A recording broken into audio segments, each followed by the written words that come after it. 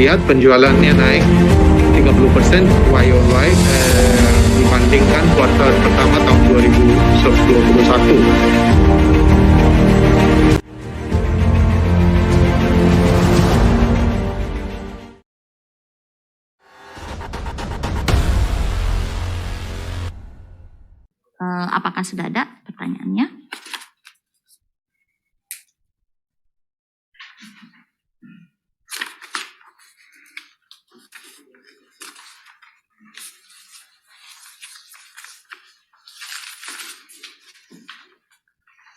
Ya, sesi 3 ini akan ada 4 pertanyaan yang akan kami jawab seluruhnya.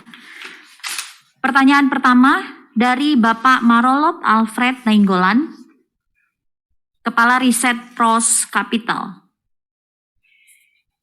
Performa di kuartal 4 2021 turun sangat dalam. Pendapatan kuartal 4 2021 atau Oktober sampai Desember turun minus 45% Q on Q dan turun minus 40% year on year. Sementara beban usaha naik masing-masing 83% dan 16% untuk Q on Q dan year on year. Bisa di-share penjelasan kondisi di kuartal 4 tersebut? Oke, karena ini pertanyaan terkait financial, maka saya akan meminta kesediaan dari Pak Celso sebagai direktur kami untuk menjawab pertanyaan ini. Pak Celso, the question was, performance in the fourth quarter of 2021 fell very deep.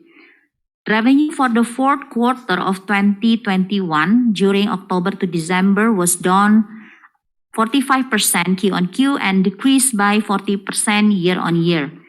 Meanwhile, operating expenses increased by 83% and 16% respectively for Q on Q and year on year. Can you share and explain of the conditions in the fourth quarter?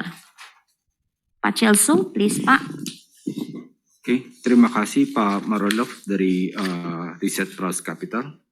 To answer your question, the lower active COVID cases in Q4 of 2021 softened the demand of our COVID product, Remedia, and certain vitamins for both the domestic and export market.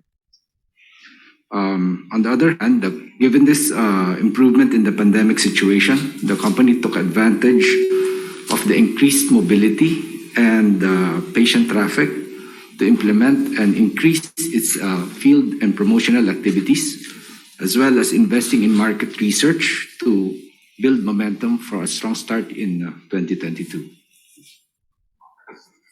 Ya, penurunan kasus COVID aktif selama kuartal 4 2021 memperlemah permintaan terhadap produk Remedia atau Remdesivir dan vitamin, baik domestik maupun ekspor. Namun dengan membaiknya situasi pandemi, perseroan memanfaatkan peningkatan mobilitas dan lalu lintas pasien dengan meningkatkan kegiatan di lapangan dan promosi, serta berinvestasi dalam riset pasar untuk membangun momentum awal yang kuat di tahun 2020. Ya, oke. Kemudian terima kasih Pak Celso atas jawabannya. Kami akan lanjut kepada pertanyaan kedua dari Pak Marolop Alfred Nainggolan, Kepala Riset Pros Capital. Penjualan di kuartal 1 2022 sangat kuat. Penjualan kuartal 1 tertinggi yang pernah ada, terkhusus dari segmen obat resep. Bisa di-share kenaikan yang terjadi pada segmen obat bebas tersebut? Apakah ada kompensasi dari performa kuartal 4 2021 yang turun sangat signifikan? Oke, untuk pertanyaan ini kembali saya akan minta kesediaan Pak Celso, salah satu direktur kami, untuk menjawab pertanyaan dari Pak Marolop. Pak Celso, the question was, sales in the first quarter of 2022 were very strong, the highest sales in the first quarter ever, especially from the over-the-counter drug segment, OTC segment. Can you share the increase that occurred in the OTC drug segment? is there a compensation for the performance of the fourth quarter of 2021 which has decreased significantly? Pak Celso, please. Thank you again, Pa Marolo, for your question. In Q1 of 2022, consumer health grew by 69%, and this was driven mainly by our OTC cough and cold products, namely Ratocin, Silex, and Neosep, along with our vitamin products such as Enervon and Vici, mainly due to the Omicron surge in January and February of 2022. In addition to this, with the improvement of patient traffic, categories such as wound care, dermatological, and gastrointestinal products began to recover. And this contributed to prescription sales growth of 6% versus Q1 of 2021. Ya, pertumbuhan consumer health segment di kuartal 1 2022 tumbuh 69%, didorong oleh permintaan yang lebih tinggi untuk produk obat batuk dan pilek seperti merek-merek kami Paratusin, Silex, dan Neosep.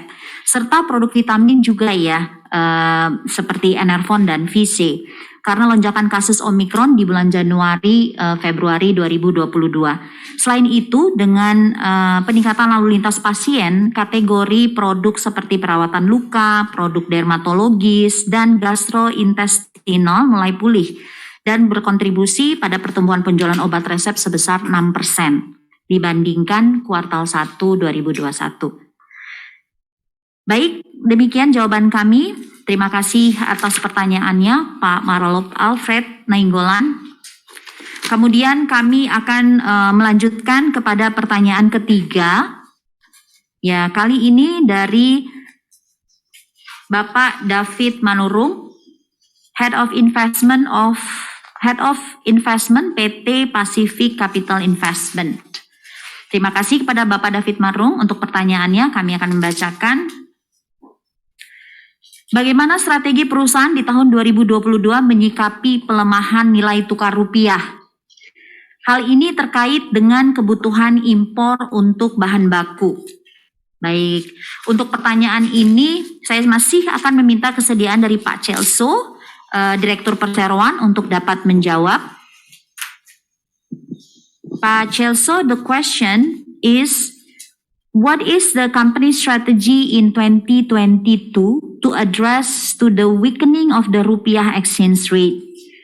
This is related to the need for imports of raw materials.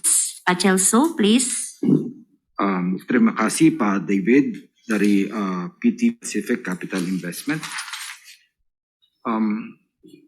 To manage both supply and forest risk, the company continues to update its inventory management policy. Currently, we are targeting to maintain 6 months cover for our raw materials for COVID-related and Pareto products, which includes ascorbic acid, gelatin, alpha-tocopherol, and acetaminophen. Perseroan akan terus memperbarui kebijakan manajemen inventarisnya untuk mengelola risiko yang dapat mengganggu rantai pasokan maupun nilai tukar mata uang. Saat ini kami menargetkan untuk mempertahankan 6 bulan stok untuk bahan baku terkait produk-produk COVID dan produk Pareto kami yang meliputi antara lain ya asam ascorbat, gelatin, alpha-tocopherol, dan acetaminophen. Ya, demikian yang dapat kami jawab. Terima kasih Pak David Manurung, Head of Investment PT Pacific Capital Investment. Berikutnya ini adalah pertanyaan terakhir ya, mengingat waktu yang terbatas. Untuk pertanyaan lainnya yang belum kami bacakan pada hari ini akan kami jawab melalui email secara terpisah. Baik, pertanyaan terakhir. Hal ini juga masih dari Pak David Manurung ya.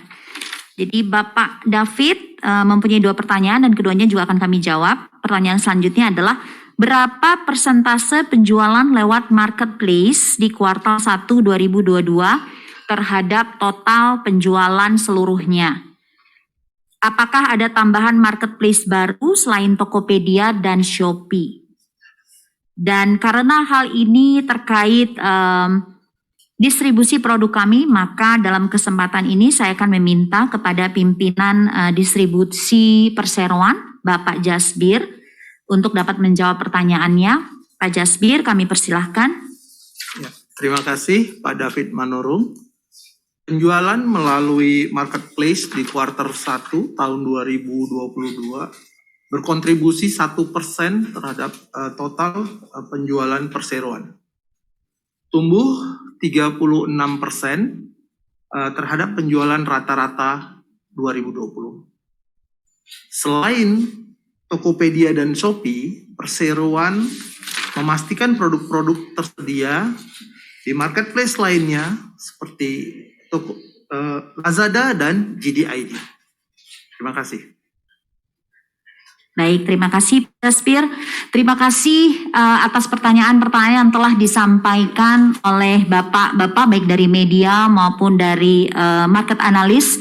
Terima kasih atas atensi yang diberikan. Untuk semua pertanyaan yang telah masuk, yang telah kami terima, yang belum dapat kami jawab pada hari ini, akan kami jawab secara terpisah melalui email dari masing-masing penanya sesuai dengan identitas yang sudah dimasukkan di dalam yang sudah kami terima. Untuk selanjutnya saya serahkan dan saya kembalikan kepada MC. Terima kasih.